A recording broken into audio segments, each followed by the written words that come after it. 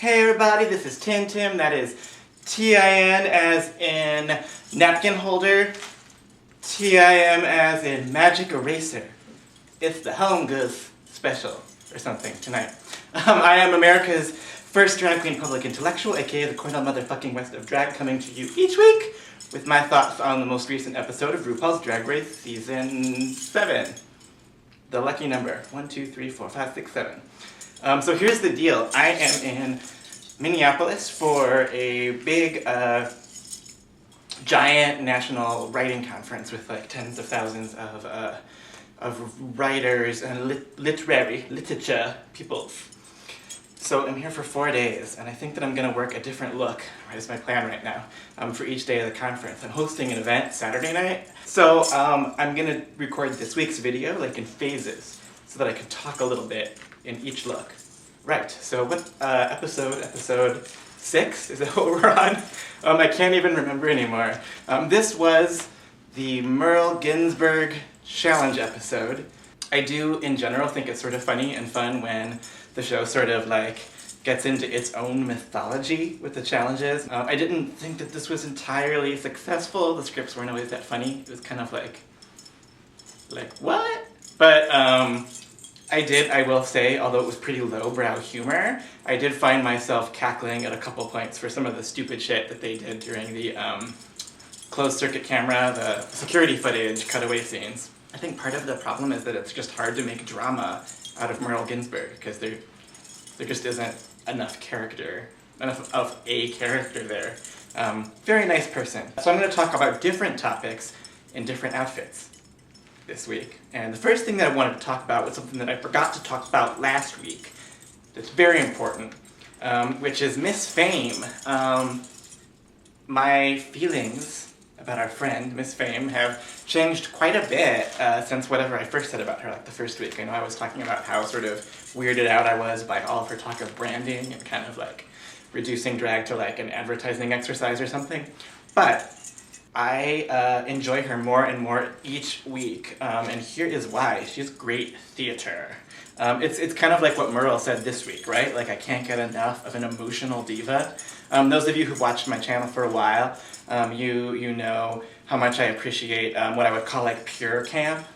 So not the, less the like, doing over-the-top comedy, deliberate camp, and more so the sort of like accidental, very earnest thing of just not realizing how ridiculous, someone not entirely realizing how ridiculous they're being, or kind of going about it with like great earnestness and sincerity.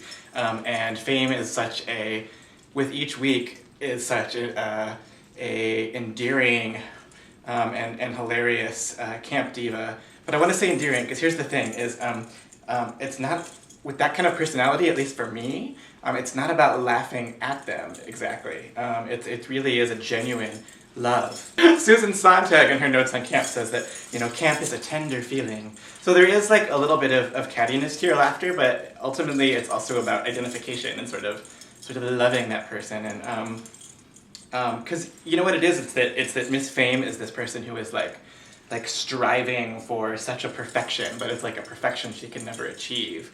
And then she starts, spilling all of her emotions out, like, in these, grand verbose soliloquies that, without her really realizing it, are really mostly about her own vanity, right? But, like the last week when she broke down, like, weeping over nothing on Untucked, I thought was one of the most amazing things I've ever seen on television. It was great. It was like full-on Sally Field at the end of Steel Magnolias, screaming, "Why?" Right?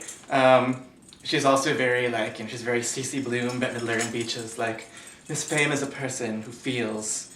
Miss Fame is a deeply feeling person, right? It's that kind of persona. I mean, like I said, it's that insecurity that I think gay people, queer people kind of like identify with. Like, on the one hand, you're with our divas, we like exalt them because they have that fierceness or ferocity or whatever, that untouchability. But perhaps even more so, I think it's about, maybe not even more so, but also, it's about the fact that that underlying all that, there's still this sort of emotionality or kind of kind of trauma. Wayne Kostenbaum, who's one of my favorite cultural critics, or whatever, also a great poet, in his book, The Queen's Throat, which is about opera divas. He says that the diva is the outsider who has arrived inside, but still fears the sentries. Sentries like guards, not centuries, sentries. Sentries! Sentries! Bring back my centuries. But yeah, that so many diva narratives, or diva stories anyways, start with someone who's like not really part of the, like a woman who's not really part of the mainstream exactly, is usually sort of ethnically or racially different, or just too much gender-wise, or whatever. And then through their grand gift, like their voice or their, whatever their thing is, their talent, and becoming famous and sharing it with the world, they become this sort of revered icon, but that sort of underlying thing is still there. And that's a big part of the diva story. And I see so much of that in Fame. It's like she's trying to, be this perfect, high fashion, glamazonian thing, which she succeeds at and is like untouchably amazing on this one level, but then also there's still like this like sort of rural working class background and whatever else she's been through in life, and addiction, apparently. We learned this week on Untucked. So, which is lots of addiction in diva narratives, just saying. I love it. I find her more entertaining, more hilarious, but also more lovable like every week. The rise and fall and redemption of the diva is one of my favorite stories in movies and in literature, and now on Drag Race. So yay, Miss Fame. That's all I'm going to talk about in this outfit, so I'll be back later with other outfits.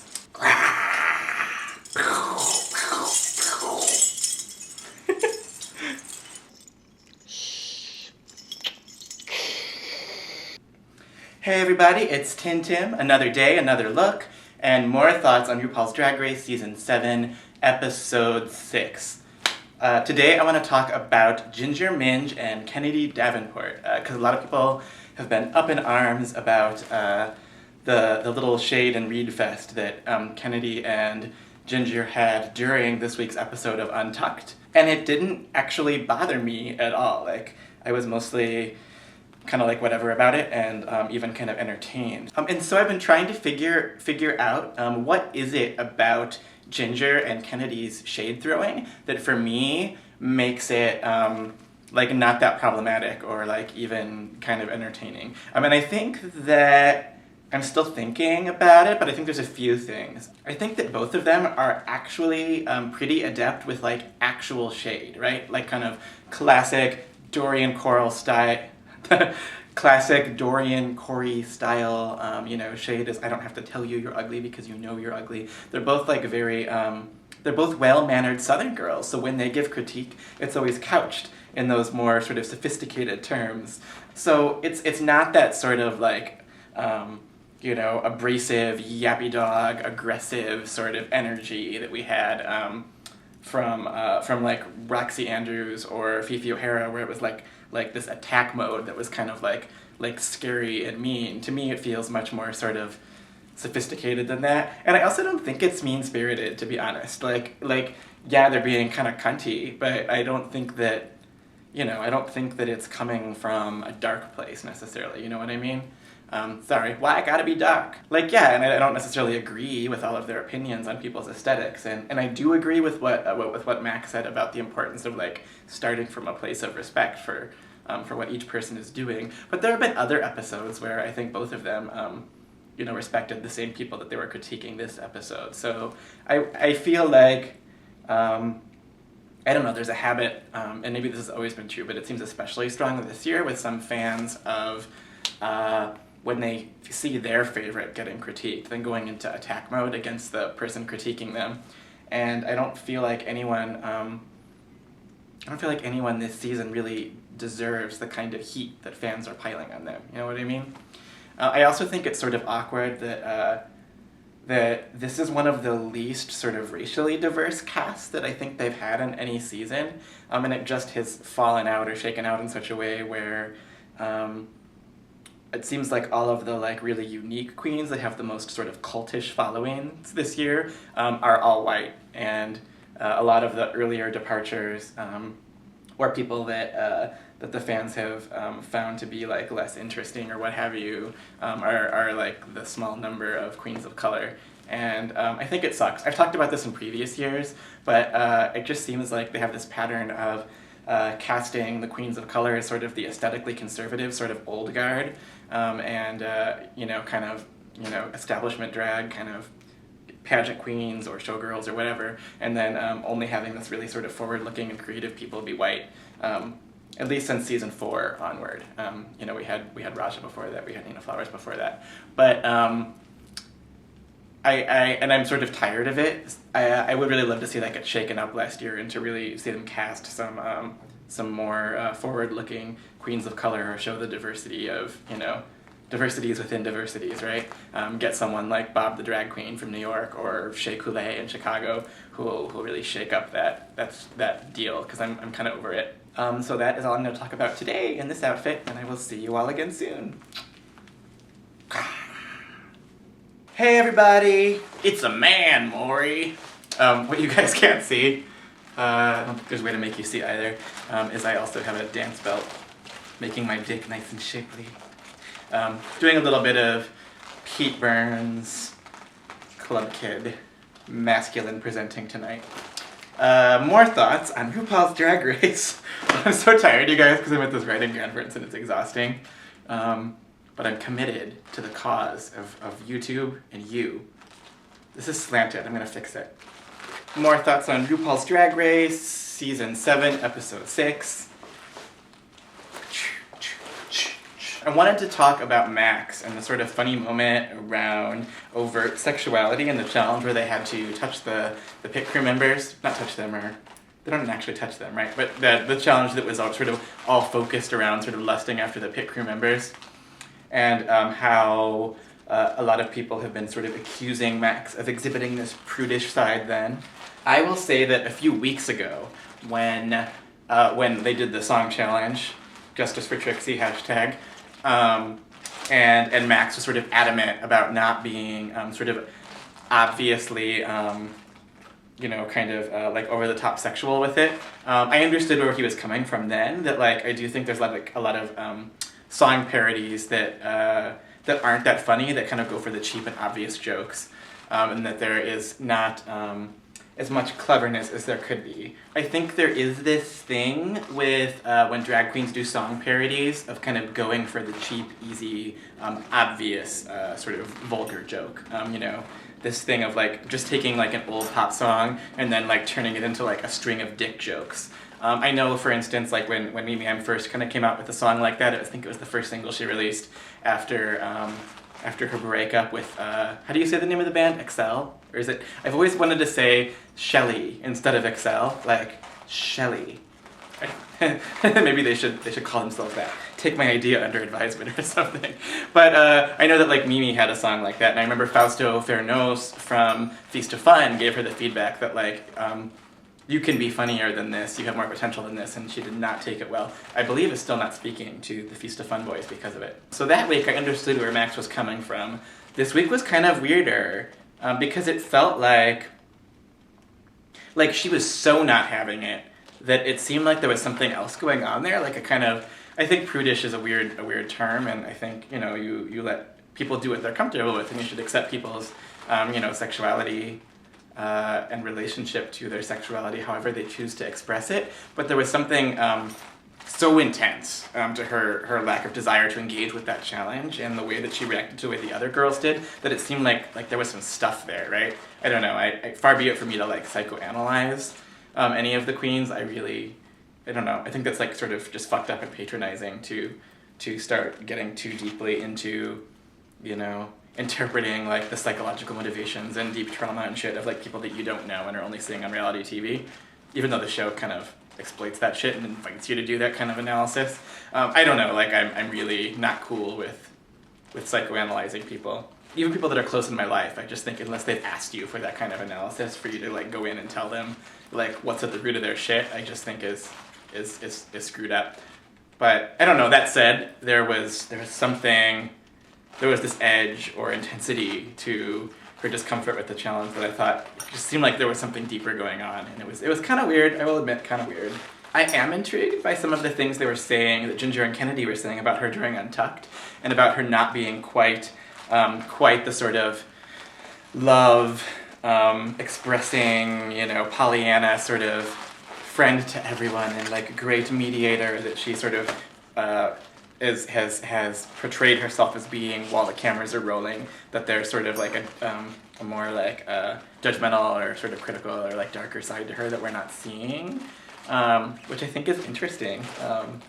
And I think it would be interesting to see if they do anything more with that, because I would have said until this Untucked and until they tried to kind of change our image of her, I would have said that Max was like clearly like Miss Congeniality of like the decade, right? Just the kind of like support and counsel she's provided to the other queens and that weird sort of like supernatural maturity she has for her age. But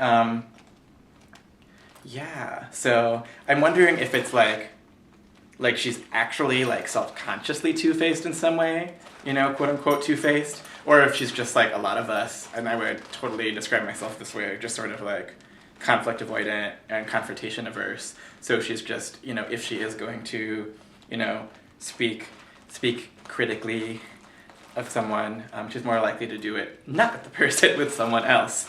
And I know a lot of people, a lot of Drag Race queens in particular, don't like it if they feel like you're not saying it to their face. But at the same time, it's sort of like, if you don't have anything nice to say, don't say anything, right? I see both sides of that. That's all for this topic. I will be back.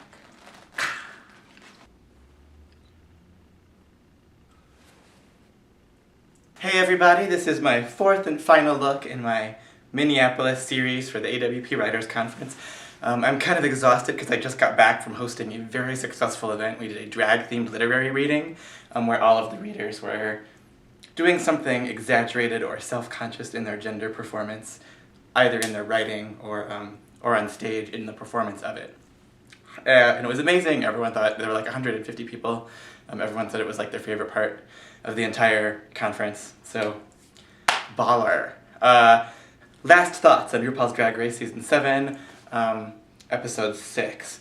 One of the last things that I wanted to talk about is Mom, aka Katya, because I haven't talked about her at all, really, in any videos, I think. And I think it's because she's so consistently funny, and just, like episode in, episode out, and so like sort of wicked and smart and a little bit subversive, and so she hasn't been at the center of any sort of like issues to like discuss and analyze or whatever, so she just hasn't come up, even though I think especially in the absence of Trixie, she's probably my personal favorite of the remaining contestants. So I thought, give her a moment, since this week was her moment.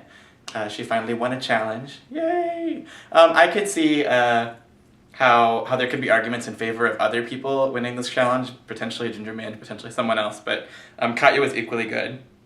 And with a character that it's hard to do anything with, right? Like with Merle Ginsburg, I think you have to have a little more ingenuity to figure out how to play it up, right?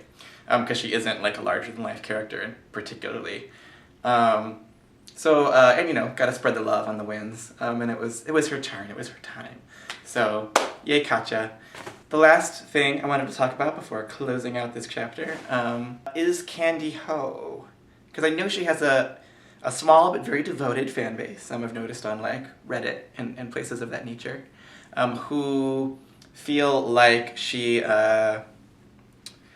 was kind of shafted in terms of the edit or what have you, and that she didn't get a lot of like confessional time. She was never really given a storyline even when she was around. And I don't know, I struggle with this one. Like I said, it bothers me that first, that there are much fewer queens of color this season in general, and then it further bothers me that the ones that are there are the ones are clearly not the favorite of many audience members, right? And right down to like the Aryan Airlines thing becoming like a meme, and it's like I think people are just rooting for their favorites who happen to be a part of that Aryan Airlines team, but the fact that we keep hearing that word Aryan over and over again and talking about it. It's like funny, but it's not funny, right? At the same time. There's a violence to that. But I don't know, I really struggle with Kandy Who, because it's like, I mean, I think, you know, if I was at, you know, ordinary bar, random night of the week, and saw her come out and perform, I could potentially be impressed by the performance. I thought several of her lip syncs were really great. And I try to not use the word basic, just because I think it's becoming very overused, and there's sort of kind of slightly sexist gender element to it too that is. But I don't know that there's another word for what she is. It's like everything she does is competent, but none of it was particularly exceptional, and some of it was occasionally just like blah, and the execution was like, you know, whatever. And I actually began to find the things she did say in the confessional, the times we did hear her voice, I found myself getting like irrationally irritated by her actually, and sort of like, why are you still here? And like, why do I have to keep hearing the sound of your voice? Especially when, you know, I don't think it's fair to compare Puerto Rican queens to other Puerto Rican queens just because they're Puerto Rican. I think that's kind of fucked up. But I think the way that the show sort of casts them in that tokenistic way kind of invites that. And it's hard for me to think about Kandy Who, who's so dull, making it further in the competition than people like April Carrion and Lanisha Sparks, who were just sick as fuck, right? Until I saw this week's episode of Untucked, where she had a little bit more to say and seemed a little bit more complex and interesting than she had, Kandy Who, I mean. I honestly thought the reason she wasn't getting much play in the confessionals, etc., was just because she didn't have anything to say that was that clever or that insightful. And that there's just like a sourness or something to her personality that, I don't know. She was not my favorite. I will say, like I said, and on a positive note, like I said, I thought some of her lip syncs were really strong, and what I really liked about her performance style that surprised me actually based on the kind of queen she is otherwise was that I really liked that she did the sort of slow burn and slow build where all of her lip sync numbers like really told a story, where I felt like she kind of sunk into the song and then the energy accumulated and kind of climaxed or something, you know, over the course of the song, as opposed to just kind of getting out there and like flailing about and dancing like crazy. I feel like a lot of queens like her, if I'm gonna like kind of type her or put her in a type, are more of the like dance queens, and I like the way that she kind of like built more. And in particular, I'm a huge Lady T, Tina Marie fan. So as much as I enjoyed Mrs. Kasha Davis while she was on the show, I definitely felt like Kandy Who won that particular lip sync hands down, just because the way in which she interpreted it captured the like soul and spirit of Tina Marie's music at a deeper level. So I don't know, I didn't really get Kandy Who, but we wish her well on her way through life. I hope you enjoyed my dispatches from Minneapolis, and looking forward to RuPaul's Drag Race season 7, episode 7. That's the next one, right? I hope I've been saying the right number the whole time. Snatch Game is coming. Yay! Aren't you guys happy? Much love to you all. Mwah.